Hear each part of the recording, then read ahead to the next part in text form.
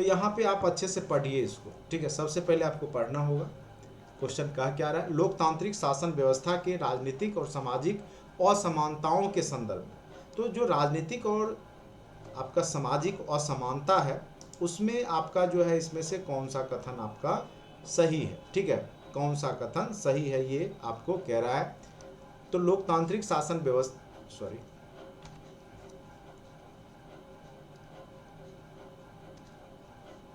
लोकतांत्रिक शासन व्यवस्था में राजनीतिक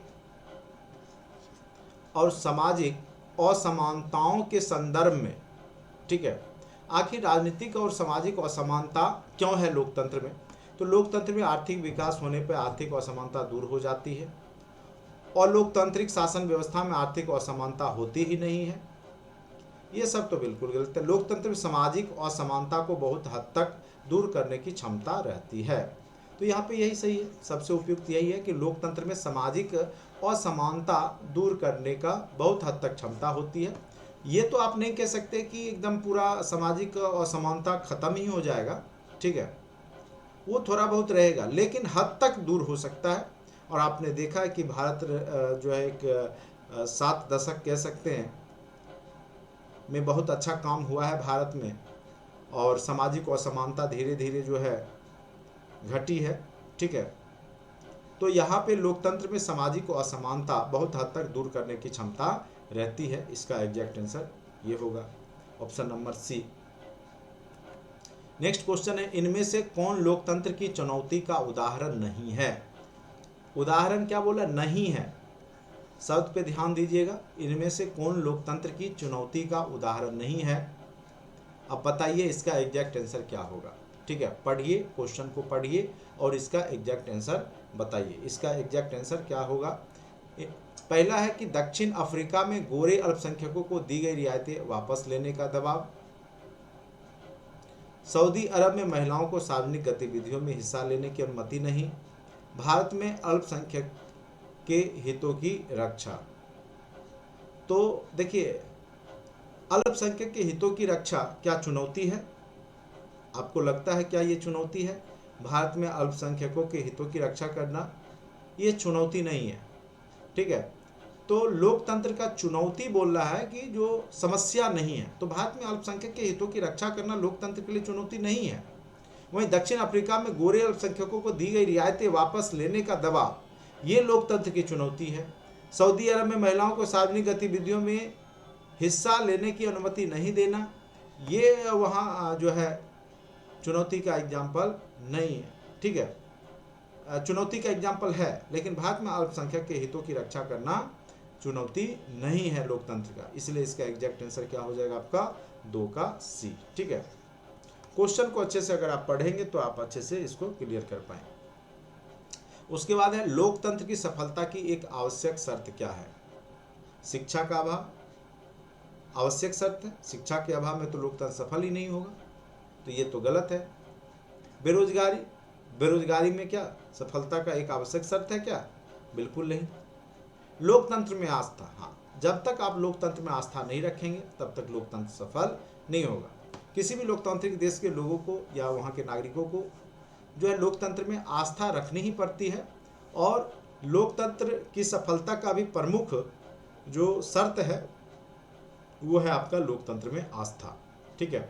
बिना आस्था के आपका लोकतंत्र किसी भी देश का नहीं चल सकता। जब तक जनता में लोकतंत्र के प्रति आस्था नहीं होगी तब तक वहाँ लोकतंत्र नहीं रह सकता, ठीक है। तो इसलिए इसका आंसर हो जाएगा ऑप्शन नंबर आपका सी, ठीक है। अब आते हैं नेक्स्ट क्वेश्चन पे, लोकतंत्र के मार्ग की सबसे बड़ी बाधा क्या है? लोकतंत्र के मार्ग की सबसे बड़ी बाधा, ठीक है। लोकतंत्र में आस्था, ये तो बाधा नहीं, ये तो उसकी खासियत है, प्रॉपर्टी है, ठीक है। ये तो और उसका अच्छा गुण है, इससे तो और फायदा है लोकतंत्र को। लोकतंत्र में आस्था ये तो गलत है, मतलब ये लोकतंत्र में आस्था ये तो होगा नहीं। अशिक्षा सबसे बड़ी बाधा, हाँ, ये आपका अशिक्षा सबसे बड़ी बाधा हो सकती है लोकतंत्र में।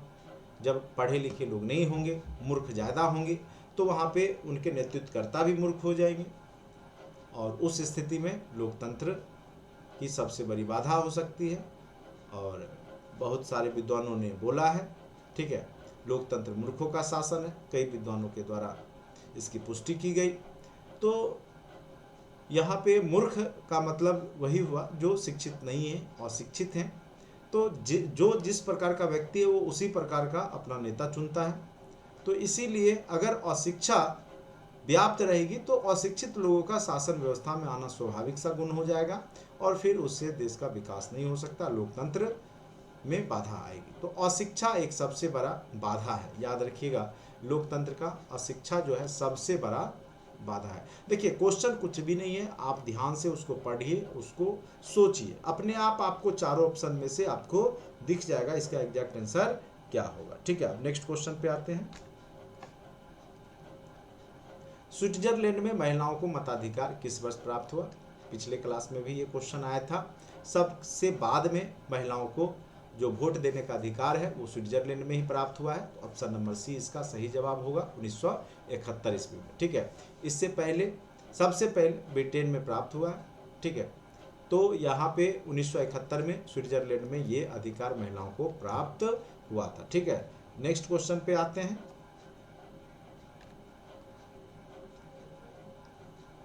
भारतीय लोकतंत्र की कमजोरियों को दूर करने का सर्वश्रेष्ठ उपाय क्या है? तो भारतीय लोकतंत्र की कमजोरियां पूछ रहा है, कमजोरियां को दूर करने का सर्वश्रेष्ठ उपाय। अब अपने आप ऑप्शन पढ़िए, अपने आप आपको क्लियर होगा। आर्थिक असमानता, मीडिया पर नियंत्रण, सुधारात्मक कानूनों का निर्माण। अपने आप देखिए, जो पॉजिटिव होगा ना वो आपको खुद दिख जाएगा। ठीक है, बताइए भारतीय लोकतंत्र की जो है कमजोरियों को दूर करने का सर्वश्रेष्ठ उपाय क्या है? आर्थिक असमानता, क्या असमानता रहेगा आर्थिक रूप से तो क्या वो उपाय होगा कमजोरियों को दूर करने का? बिल्कुल गलत। क्या आप मीडिया पर नियंत्रण कर लेंगे, कंट्रोल कर लेंगे? मीडिया को कहते हैं ना, अभी आज के डेट में कहा जाता है मोदी मीडिया या पेड मीडिया हो चुकी है, या मीडिया को कुछ स्वतंत्र रूप से बोलने नहीं दिया जा रहा है, तो ये लोकतंत्र के लिए खतरा होगा। लेकिन जब हम कानूनों को, सुधारात्मक कानून का निर्माण करते रहेंगे, कोई भी कमियां हैं उसको दूर करने के लिए कानून बनाते रहेंगे, तो वो लोकतंत्र की कमजोरियों को सर्वोत्तम तरीका से दूर कर सकता है, यानी सर्वश्रेष्ठ उपाय हो सकता है सुधारात्मक कानूनों का निर्माण। सुधारात्मक कानूनों का निर्माण जो है वो आपका लोकतंत्र की कमजोरियों को दूर करने का सर्वोत्तम उपाय हो सकता है। ठीक है, अब आते हैं नेक्स्ट क्वेश्चन पे। इनमें से कौन सा तत्व लोकतंत्र में विरोधाभास या द्वंद्व का आधार है? ठीक है, रंग भेद, भाषा का भेद, क्षेत्रीयता। देखिए इनमें से कौन सा तत्व लोकतंत्र में विरोधाभास, यानी लोग एक दूसरे से क्यों विरोध में रहेंगे, यानी सामाजिक विभेद क्यों होगा, उसके पीछे क्या रीजन हो सकते हैं? तो सामाजिक विभेद के हमने कल भी पढ़ाया था, आपको बताया था कि कुछ भी हो सकता है। आप रंग के आधार पर किसी को भेद कर सकते हैं, आप भाषा के आधार पर भी भेद कर सकते हैं, या क्षेत्रीयता के आधार पे आप भेद कर सकते हैं। अभी क्या है कि बिहार में जैसे टीचर बन के आ गए, कुछ लोग यूपी के भी आगे, कुछ लोग कहीं अदर स्टेट के भी आगे। अब जो बिहार के हैं वो जो है यूपी वाले को क्या करेंगे कि उनको अलग दृष्टि से देखेंगे कि ये हमारा सीट ले लिया, यहाँ आ गया, तो यहाँ पे क्षेत्रीयता हावी हो गया। तो यहाँ भी विरोधाभास लोकतंत्र में हो सकता है, जबकि सबसे श्रेष्ठ होता है कि हम भारत के वासी हैं, चाहे वो यूपी के हों, चाहे बिहार के हों, चाहे अदर स्टेट के हों, सभी बिहार पूरे देश के वासी हैं। सबसे पहले हम लोग भारतीय हैं, तब फिर किसी, चूंकि भारत एक क्या है, राज्यों का संघ है और संघ यहाँ पे मेन होता है। तो इसीलिए अगर हम क्षेत्रीयता की भावना रखते हैं तो ये बिल्कुल गलत बात होती है। ठीक है, और लोकतंत्र के लिए वो खतरा है। ठीक है, तो ये विरोधाभास या द्वंद्व का आधार ये सभी हो सकते हैं, रंग भेद, भाषा का भेद, या बिहारी लोग अदर स्टेट जाते हैं तो वहाँ पे भी जो है बिहारियों के साथ जो है गलत भेदभाव होता है। कई बार जो है महाराष्ट्र में, तमिलनाडु में, चेन्नई में, दक्षिण भारत में भाषा के आधार पर भी भेद होता है। तो कहीं ना कहीं लोकतंत्र में विरोधाभास का आधार ये सब हो सकते हैं, रंग भेद भी हो सकता है, भाषा का भी भेद हो सकता है, क्षेत्रीयता का भी भेद हो सकता है। तो इसका आंसर आपका एक से अधिक उपयुक्त होगा। इसका आंसर क्या हो जाएगा आपका? एक से अधिक। ठीक है, तो उम्मीद करते हैं कि यहाँ तक आपको समझ में आ गया होगा। ठीक है, अब नेक्स्ट क्वेश्चन पे आते हैं, क्वेश्चन नंबर 8। ठीक है, देखिए अब है सामाजिक विभेद का मूल कारण क्या है। तो देखिए सामाजिक विभेद का मूल कारण जो होता है ना, आपका जन्म होता है। सबसे पहला मूल कारण यही है, आप जिस परिवार में जन्म लेते हैं, अगर आप दलित परिवार में जन्म ले लिए, अगर आप महिला के रूप में जन्म ले लिए, अगर आप काले रूप में जन्म ले लिए, गोरे काले का भी विभेद हो सकता है, ठीक है, आपके जातिगत विभेद हो सकते हैं, आपके भाषाई विभेद हो सकते हैं, जो कि जन्म का ही आधार हो जाता है। आप जहाँ पे जन्म लेते हैं आप उसी भाषा में बोलने लगते हैं, उसी भाषा में ही आपका जो है आगे का कह सकते हैं कि आप जब बढ़ते हैं तो मातृभाषा जो आपका लोकल लैंग्वेज है तो उसी में आप करते हैं, ठीक है।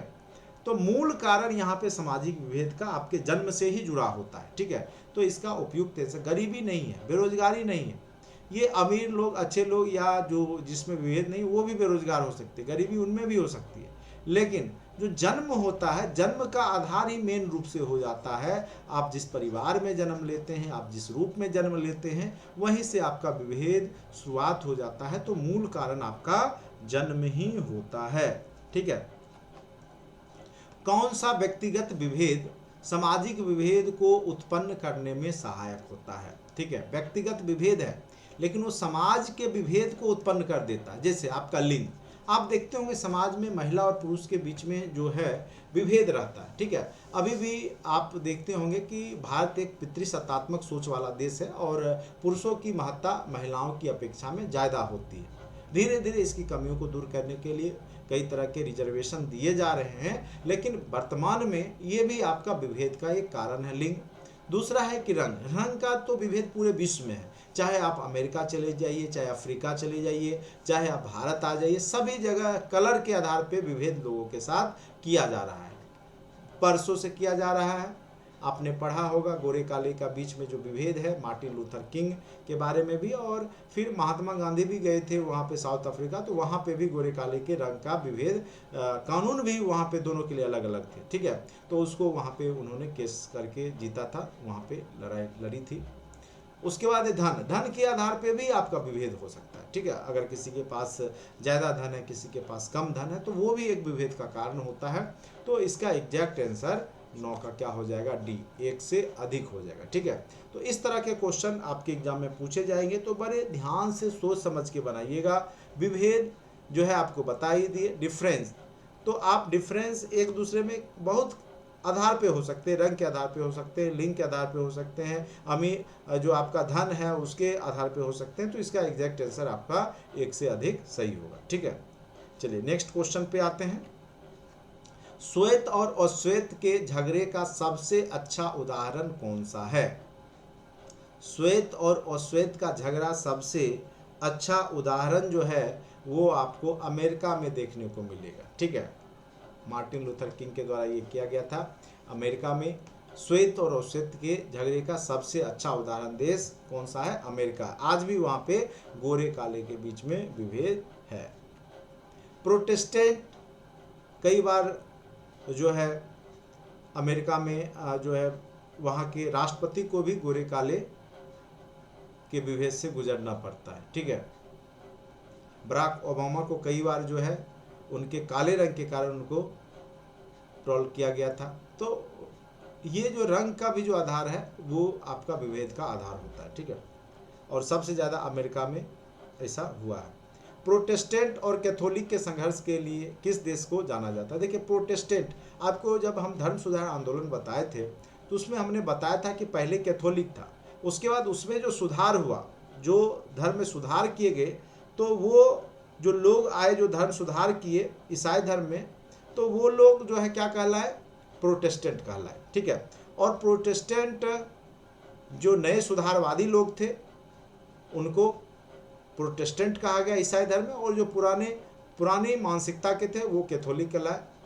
तो यहाँ पे प्रोटेस्टेंट और कैथोलिक के संघर्ष के लिए किस देश को जाना जाता है? तो याद रखिएगा उत्तरी आयरलैंड को जाना जाता है। प्रोटेस्टेंट और कैथोलिक के बीच में यहाँ पे संघर्ष हुआ। जो कैथोलिक थे वो ब्रिटेन के साथ रह गए और जो प्रोटेस्टेंट थे वो उत्तरी आयरलैंड के साथ रहे थे, ठीक है। तो यहाँ पे आपका जो है प्रोटेस्टेंट और कैथोलिक के बीच में संघर्ष के लिए उत्तरी आयरलैंड जाना जाता है, ठीक है। प्रोटेस्टेंट और कैथोलिक समूहों में आपसी सौहार्द का सबसे अच्छा उदाहरण कौन सा है?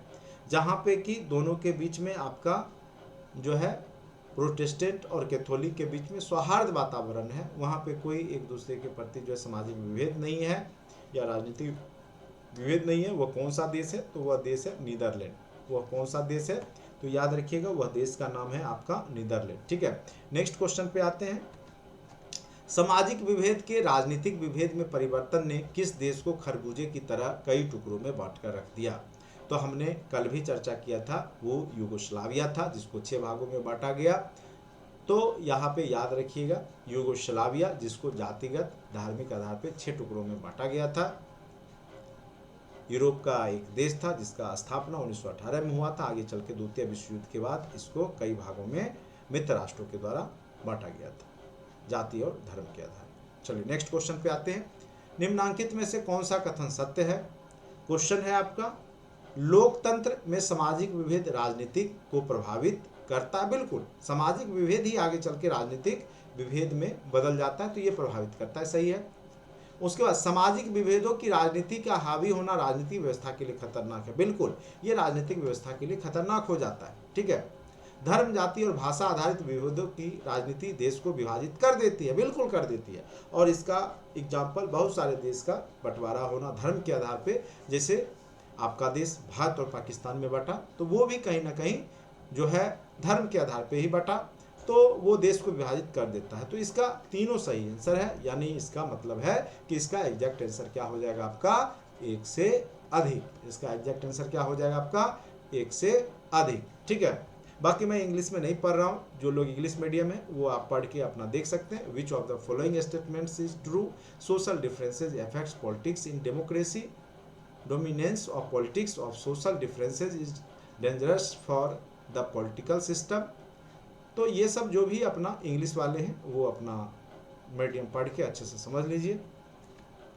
इनमें से कौन सामाजिक विभाजन का निर्धारक तत्व है? कौन कौन सा तत्व इसमें से सामाजिक विभाजन के लिए निर्धारक हो सकता है? स्वयं की पहचान की चेतना, राजनीतिक दलों के द्वारा समुदायों की मांग को उपस्थित करने का तरीका, समुदायों की मांगों के प्रति सरकार की सोच। ठीक है, तो इसका एग्जैक्ट आंसर क्या हो सकता है?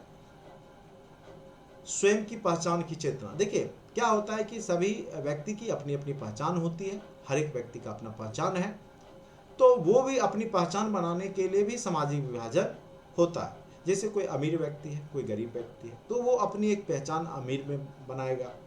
तो स्वयं की पहचान की चेतना, अपने आप को पहचानने की चेतना भी उसको सामाजिक विभाजन का तत्व निर्धारण कर सकता है। ठीक है, अपने आप को श्रेष्ठ मानना।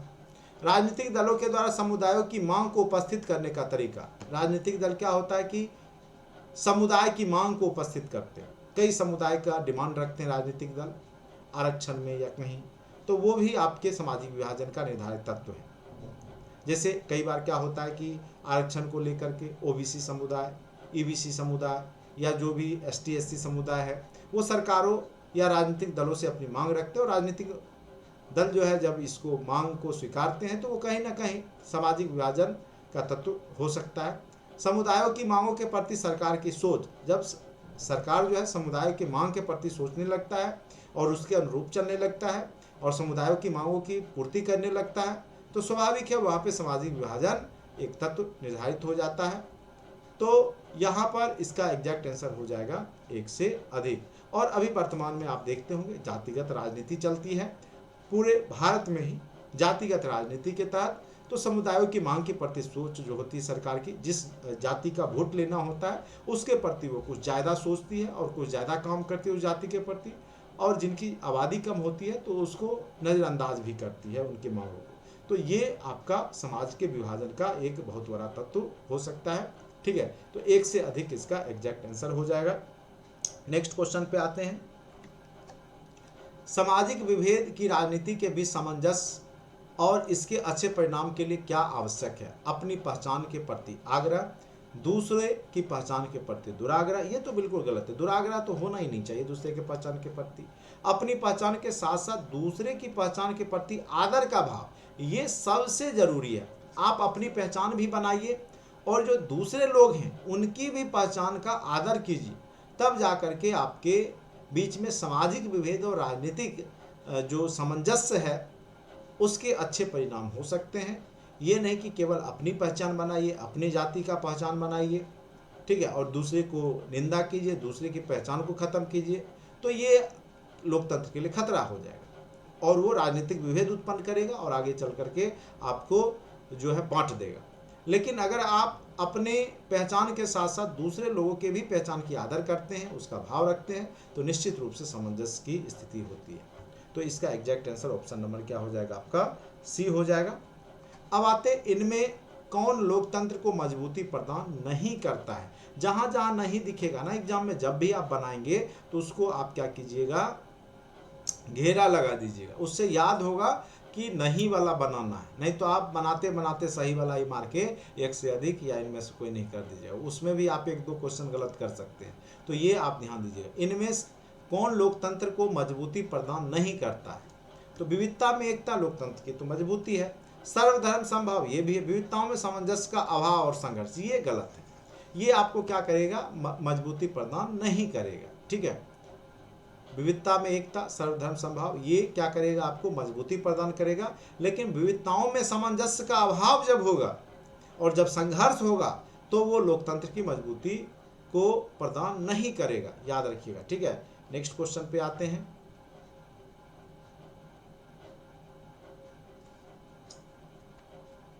चलिए, क्वेश्चन नंबर 18 है, लोकतंत्र के संबंध में क्या सत्य नहीं है? सत्य नहीं है, जो कि नहीं दिखे इसको घेरा लगाइए। लोकतंत्र में विविधता स्वाभाविक है, बिल्कुल है। लोकतंत्र में विविधता स्वाभाविक लक्षण ही है, जैसे भारत में भी देखिए विविधता है। विविधता लोकतंत्र को शक्ति देती है, ये भी बात सही है कि विविधताओं से भी लोकतंत्र को शक्ति मिलती है। विविधता लोकतंत्र को कमजोर करती है, ये गलत है, ये गलत है। विविधताओं से लोकतंत्र सशक्त होता है। जब हम सभी धर्म जाति के लोग, सभी भाषा बोलने वाले लोग जब एक साथ रहते हैं, उससे और लोकतंत्र मजबूत होता है। तो इसका एग्जैक्ट आंसर कौन सा सत्य नहीं है? तो ये है आपका ऑप्शन सी, विविधता लोकतंत्र को कमजोर करती है, ये सत्य नहीं है। विविधता लोकतंत्र को मजबूत करती है, याद रखिएगा। राजनीतिक व्यवस्था में अस्थिरता, संघर्ष और अशांति के लिए विभेद कब उत्तरदायी होता है?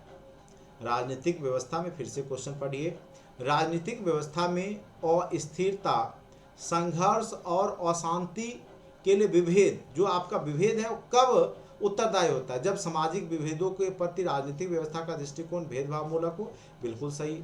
जब सामाजिक विभेदों की राजनीति हावी हो, ये भी सही है। जब आप सामाजिक विभेद की राजनीति हावी हो जाएंगे तो फिर आपका ये भी आपको अशांति ला सकता है।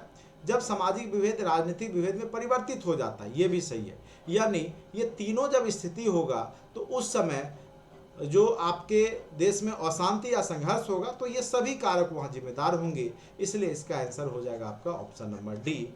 19 का क्या हो जाएगा? आपका ऑप्शन नंबर डी, एक से अधिक, ठीक है। क्वेश्चन को अच्छे से समझिएगा, कुछ नहीं है, आप इजीली सारे क्वेश्चन को बना सकते हैं। कई लोग लोकतंत्र पॉलिटी, अरे इसको एक बार सामाजिक विभेद शब्द को हमने 2 मिनट में आपको बताया था, बस वो समझ गए तो यहाँ पे आपको कैसा भी क्वेश्चन घुमा के पूछेगा तो आप ऑप्शन निकाल ही लीजिएगा। चलिए, भारतीय समाज किस विभेद से अधिक प्रभावित होता है? आप बताइए, आपके सामने है लिंग, धर्म, जाति। क्या लगता है आपको, लिंग से प्रभावित होता है भारतीय समाज? बिल्कुल होता है। धर्म से भी होता है और जाति से, ये तीनों कारक है जिससे बहुत अधिक जो है भारतीय समाज प्रभावित होता है। जान लीजिए, आज भी भारतीय समाज में महिलाओं की स्थिति बेहतर नहीं है। आज भी आपका सोच, हमारा सोच पितृसत्तात्मक है, हमारे देश में लोगों का सोच। और धार्मिक रूप से तो आप देख ही रहे किस प्रकार से जो है जातिगत भेदभाव और धार्मिक भेदभाव भी लोगों के एक दूसरे के को दूरी बना रहा है, दूर कर रहा है। तो ये समाज के विभेद को प्रभावित कर रहा है, लिंग, धर्म और जाति। और जब भी चुनाव होगा तो ये धर्म और जाति उसमें इंक्लूड हो जाता है, और इसके आधार पे जो है जो चालाक पॉलिटिशियन है वो सफल हो जाते हैं।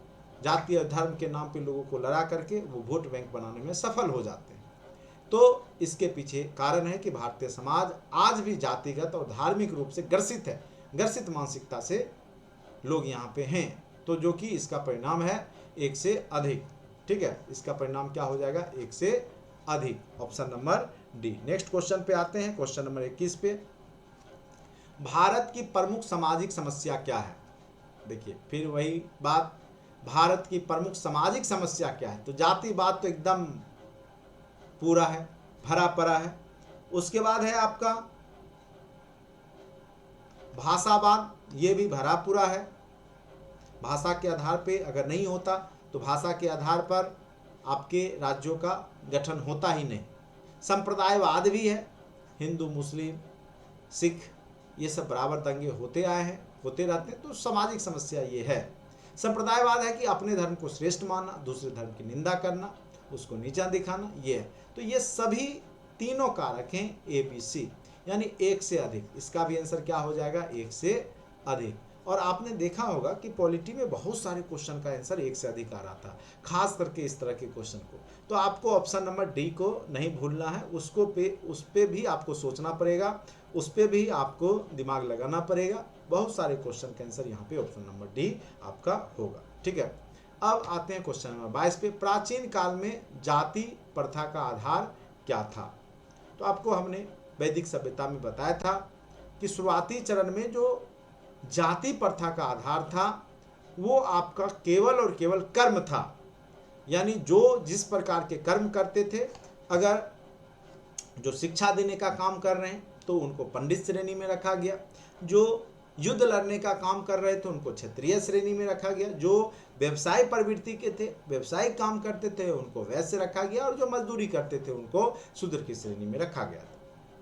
तो कर्म के आधार पर ही जाति प्रथा का शुरुआत हुआ था वैदिक सभ्यता में, लेकिन आगे चल करके फिर वो जन्म के आधार पे हो गया। तो यहाँ पे याद रखिएगा कर्म का ही आधार होगा। क्या हो जाएगा आंसर?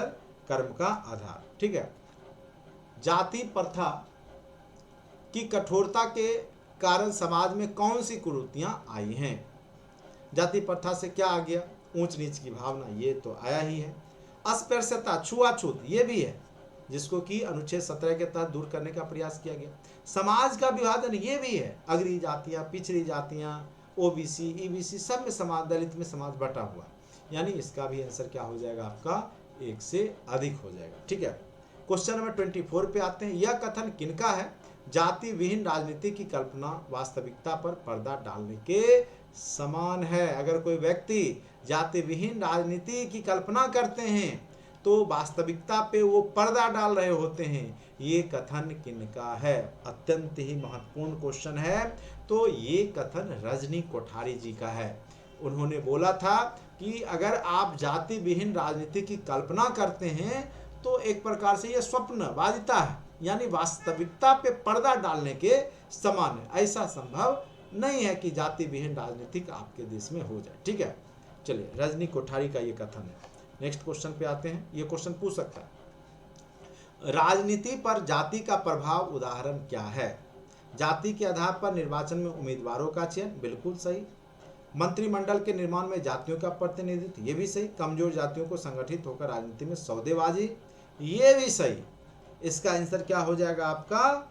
उपयुक्त में से एक से अधिक। ऐसा होता है, क्या होता है कि जाति का प्रभाव क्या होता है? जाति के आधार पर आप देखिएगा, जिस क्षेत्र में जिस जाति के लोगों का संख्या ज़्यादा है उसी जाति के उम्मीदवार को उस क्षेत्र में खड़ा किया जाएगा। इसीलिए तो बिहार जैसे राज्यों में अगर देखा जाए तो जातिगत जो है यहाँ पे जनसंख्या भी हुआ है, जनगणना भी हुआ है जाति। तो ये कहीं ना कहीं जो है जो मंत्री हैं उनको या कोई भी राजनीतिक दल है उसको मदद पहुंचाएगा कि किस क्षेत्र से किस व्यक्ति को खड़ा किया जाए, किस जाति के लोगों को। मंत्रिमंडल के निर्माण में जातियों का प्रतिनिधित्व भी आप देखिएगा। मंत्रिमंडल में जो जिनकी आबादी ज़्यादा है उन जातियों का प्रतिनिधित्व आपको ज़्यादा देखने को मिलेगा।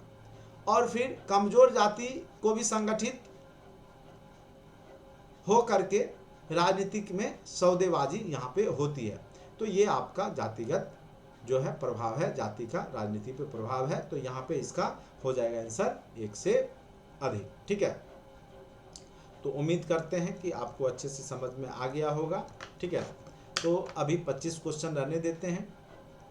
अब आपको 10 क्वेश्चन 15 क्वेश्चन उधर भी किया हमने, 40 क्वेश्चन अभी आपको हमने करवाए हैं। ठीक है, इस सेट में हमने 25 क्वेश्चन आपको किया है। उम्मीद करते हैं कि आपको अच्छे से समझ में आया होगा। ठीक है, बाकी फिर नेक्स्ट क्लास में करेंगे। आज के लिए इतना ही, धन्यवाद।